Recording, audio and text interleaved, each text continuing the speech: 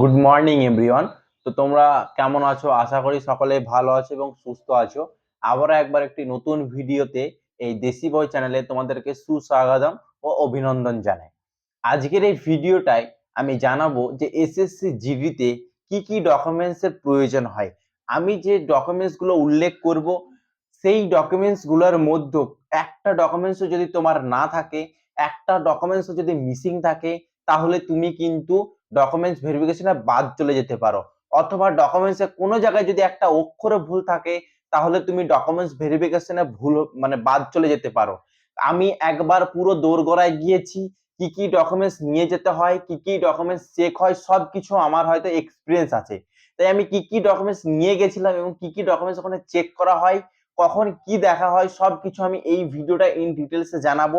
তাই প্রত্যেকটা 2025 সালের এসএসসি জিডি প্রার্থী ভাইদেরকে বলবো যে ভিডিওটি পুরো লাস্ট পর্যন্ত দেখবে। ভিডিওটি পুরো লাস্ট পর্যন্ত দেখলে তোমরা আশা করি সকলেই বুঝতে পারবে কোন কোন ডকুমেন্টস তোমাদেরকে অবশ্যই রেডি করে রাখতে হবে। ফিজিক্যাল হয়তো আর কিছুদিনের মধ্যেই হয়তো শুরু হতে চলেছে এবং যতটা সম্ভব শোনা যাচ্ছে যে যদি একসাথে মেডিকেলটাও না করায়, তবে ডকুমেন্টস ভেরিফিকেশনটা একসাথে করিয়ে নেবে। ডকুমেন্টস ভেরিফিকেশন যদি করে রাখে, তাহলে প্রত্যেকটা ডকুমেন্টস তোমাদেরকে ওখানে কিন্তু শো করতে হবে। তাই প্রত্যেকটা ভাইদের কাছে অনুরোধ রাখবো, যারা এবছর ফিজিক্যাল করতে যাবে অথবা পরবর্তী বছর যারা 2026 সালের জন্য প্রিপারেশন করছো, তারাও এই ডকুমেন্টস গুলো রেডি করে রাখবে, তাতে তোমাদের আর পরবর্তী সময়ে কোনো প্রবলেম হবে না। কিছু কিছু ডকুমেন্টস আছে হয়তো খুব তাড়াতাড়ি কালেকশন করা, বা যদি কিছু ভুল থাকে সেটা কারেকশন করা বা জোগাড় করা, এটা কিন্তু সম্ভব হয়ে ওঠে না। তাই প্রত্যেকটা ভাইকে বলবো ভিডিওটি পুরো লাস্ট পর্যন্ত দেখো। সর্বপ্রথম আমি যে ডকুমেন্টসটা রেখেছি সেটা হচ্ছে ফিজিক্যালের অ্যাডমিট কার্ড। সকলেই জানো ফিজিক্যালের অ্যাডমিট কার্ড না হলে তো তুমি গ্রাউন্ডে প্রবেশই করতে পারবে না, ফিজিক্যাল সেন্টারে তোমাকে ঢুকতেই দেবে না। যেখানে তোমার সেন্টার উল্লেখ করা থাকবে, রিপোর্টিং টাইম উল্লেখ করা থাকবে এবং কোন ক্যাম্পে তুমি ফিজিক্যাল দিতে যাবে সবকিছু কিন্তু উল্লেখ করা থাকবে, যেখানে তোমার নাম, রোল সবকিছু উল্লেখ করা থাকবে। সেটা কোথায় পাবে হয়তো সকলেই জানো, সেটা হচ্ছে সিআরপিএফ এর সাইডে পাবলিশ করবে।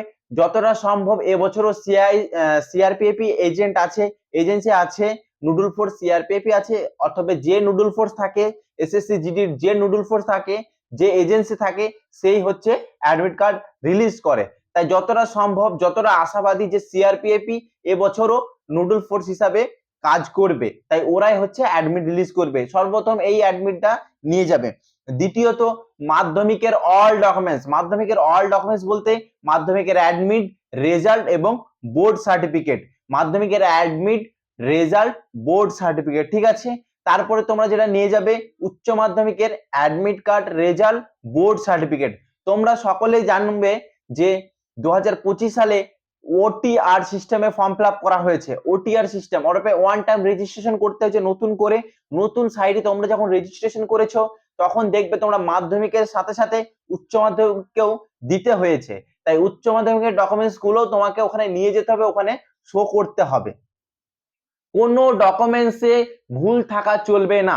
ফর্ম ফিল আপে তুমি যা তোমার নাম দিয়েছো প্রত্যেকটা ডকুমেন্টসের জন্য তোমার সেম নাম থাকে।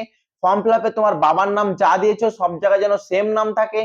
ফর্ম ফিল আপে তোমার মায়ের নাম যা দিয়েছো প্রত্যেকটা ফর্মে যেন তোমার মায়ের নাম সেম থাকে। তৃতীয়ত, চতুর্থ যেটা জিনিস নিয়ে যেতে হবে সেটা হচ্ছে কাস্ট সার্টিফিকেট। যদি কাস্ট সার্টিফিকেট মানে কোনো তুমি কাস্টের অন্তর্গত হও, যেমন এসসি, এসটি, ওবিসি, ইডব্লিউএস।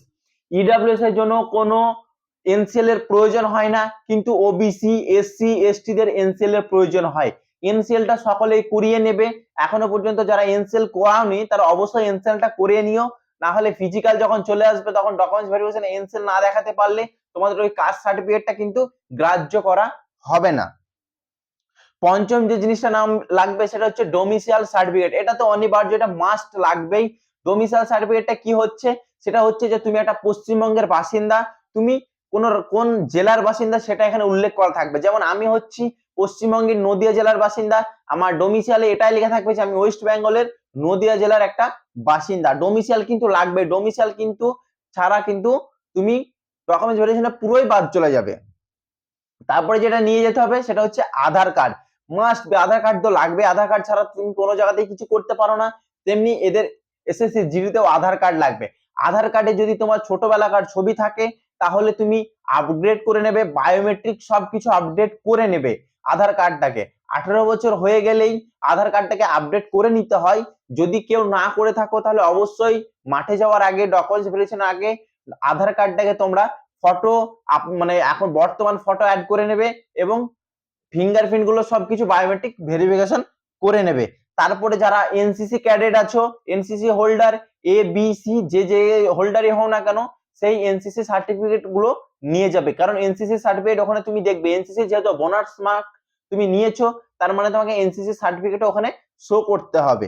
তারপরে যেটা নিয়ে যেতে হবে বার্থ সার্টিফিকেট। বার্থ সার্টিফিকেট কোনো জায়গায় কিছু ভুল থাকলে হবে না।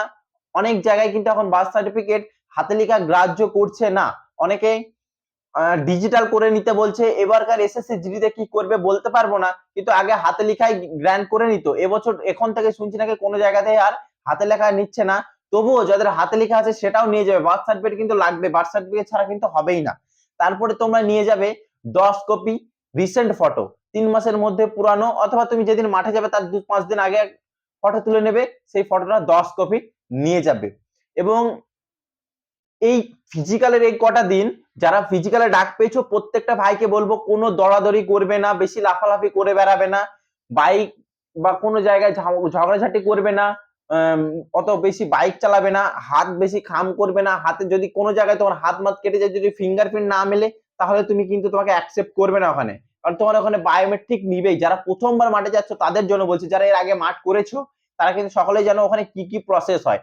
তারপরে তুমি যখন ওখানে গিয়ে বসবে, তোমাকে ওখানে ফর্ম দেবে, যা কিছু দেওয়ার ওখানে তোমাকে ফিল আপ করিয়ে নেবে।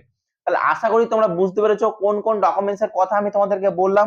যে সকল ডকুমেন্টস গুলো তোমাদেরকে বললাম ইম্পর্টেন্ট ডকুমেন্টস, এই কটা যে 10-9টা ডকুমেন্টস আমি নাম উল্লেখ করলাম, তোমরা যদি ভুলে গিয়ে থাকো তাহলে আবার একবার ভিডিওটি প্রথম থেকে দেখো, দেখে তুমি ডকুমেন্টস গুলো সবগুলো কিন্তু রেডি করে রাখো।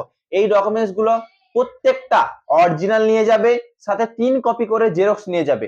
প্রত্যেকটা ডকুমেন্টস অরিজিনাল নিয়ে যাবে, সাথে 3 কপি করে জেরক্স নিয়ে যাবে, কারণ ওখানে জেরক্স জমানো হবে, সাথে অরিজিনালও তোমাদেরকে দেখাতে হবে।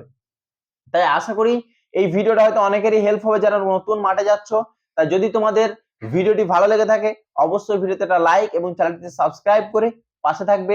দেখা হচ্ছে পরবর্তী ভিডিওর সঙ্গে, ততক্ষণ সুস্থ থেকো, ভালো থেকো, জয় হিন্দ, বন্দে মাতরম।